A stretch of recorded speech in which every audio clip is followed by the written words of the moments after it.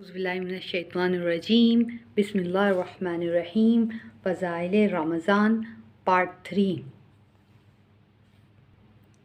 افطار کی فضیلت ارشاد فرمانے کے بعد فرمایا کہ اس مہینے کا اول حصہ رحمت ہے، یعنی حق تعالی شانہ کا انعام متوجہ ہوتا ہے، اور یہ رحمت عامہ سب مسلمانوں کے لیے ہوتی ہے۔ اس کے بعد جو لوگ اس کا شکر ادا کرتے ہیں ان کے لیے اس رحمت میں اضافہ ہوتا ہے اور اس کے درمیانی حصے سے مغفرت شروع ہو جاتی ہے، اس لیے کہ روزوں کا کچھ حصہ گزر چکا ہے۔ اس کا معاوضہ اور اکرام مغفرت کے ساتھ شروع ہو جاتا ہے، اور آخری حصہ تو بالکل آگ سے خلاصی ہے ہی۔ اور بھی بہت سی روایت میں ختم رمضان پر آگ سے خلاصی کی بشارتیں وارد ہوئی ہیں۔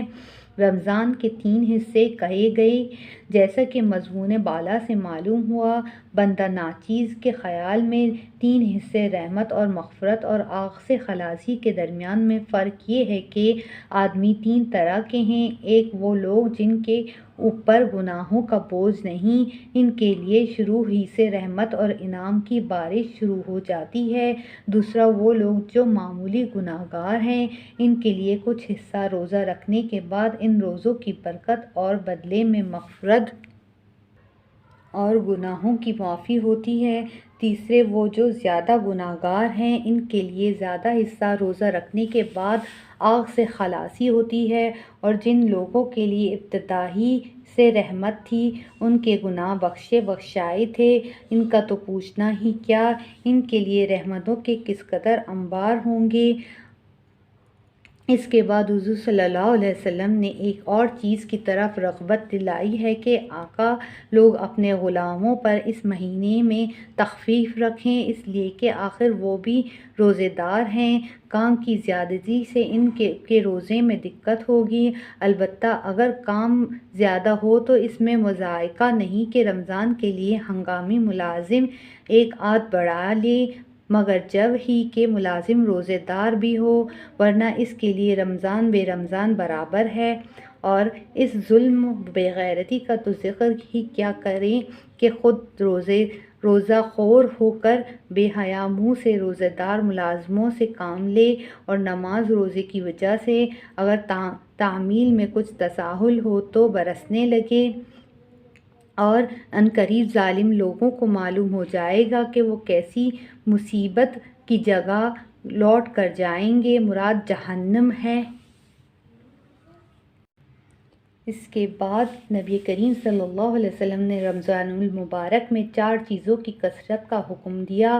اول کلمہ شہادت، احادیث میں اس کو افضل الذکر ارشاد فرمایا۔ مشکات میں برایت ابو سعید خدری نقل کیا ہے کہ حضرت موسیٰ علیہ السلام نے ایک مرتبہ اللہ جل شانہ کی بارگاہ میں عرض کیا کہ یا اللہ، تو مجھے کوئی ایسی دعا بتلا دے کہ اس کے ساتھ میں تجھے یاد کیا کروں اور دعا کیا کروں۔ وہاں سے لا الہ الا اللہ ارشاد ہوا۔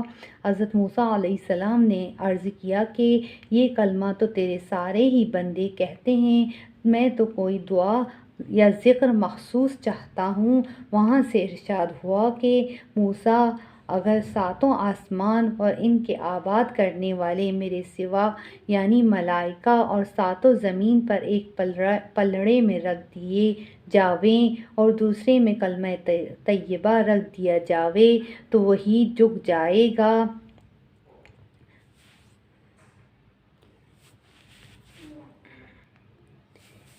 ایک حدیث میں وارد ہوا ہے کہ جو شخص اخلاص سے اس کلمے کو کہے، آسمان کے دروازے اس کے لیے فوراً کھل جاتے ہیں اور عرش تک پہنچنے میں کسی قسم کی روک نہیں ہوتی، بشرط یہ کہ کہنے والا کبائر سے بچے۔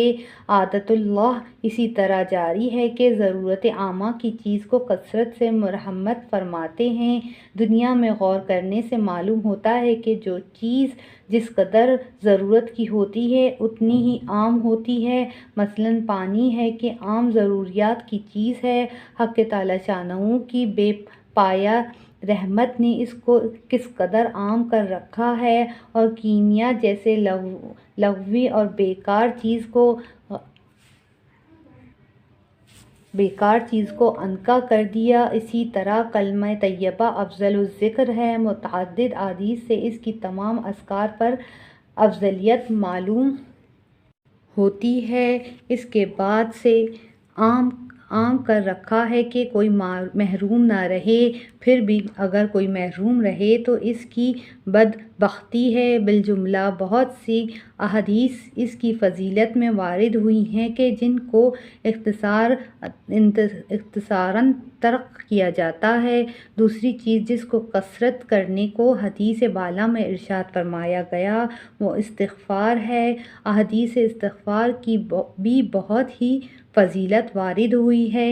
ایک حدیث میں وارد ہوا ہے کہ استغفار کی کثرت رکھتا ہے، حق تعالیٰ شانہ ہر تنگی میں اس کے لیے راستہ نکال دیتے ہیں اور ہر غم سے خلاصی نصیب فرماتے ہیں اور ایسی طرح روزی پہنچاتے ہیں کہ اس کو گمان بھی نہیں ہوتا۔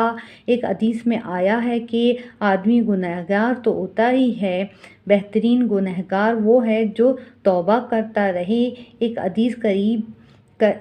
حدیث قریب آنے والی ہے کہ جب آدمی گناہ کرتا ہے تو ایک کالا نقطہ اس کے دل پر لگ جاتا ہے، اگر توبہ کرتا ہے تو وہ دھل جاتا ہے ورنہ باقی رہتا ہے۔ اس کے بعد حضور صلی اللہ علیہ وسلم نے 2 چیز کے مانگنے کا امر فرمایا ہے جن کے بغیر چارہ ہی نہیں: جنت کا حصول اور دوزخ سے امن۔ اللہ اپنے فضل سے مجھے بھی مرحمت فرمائے اور تمہیں بھی، آمین۔